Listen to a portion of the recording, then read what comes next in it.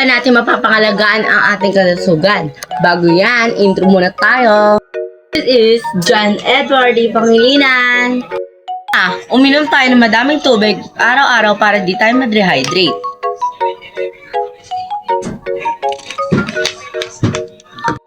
Number 2, gumamit tayo ng sanitizer o alcohol para iwas bakterya.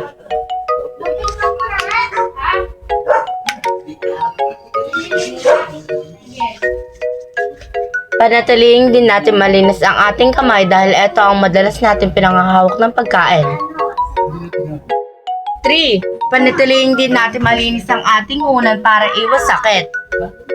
Number 4. Iwasan din natin magbabad ng telepono para hindi lumabo ang ating kwarto.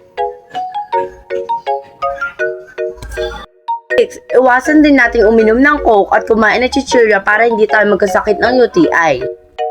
7 naman, kumain naman tayo ng masustansyang pagkain kagaya ng kalabasa para luminaw ang ating mata para malaman mo na meron na siyang iba.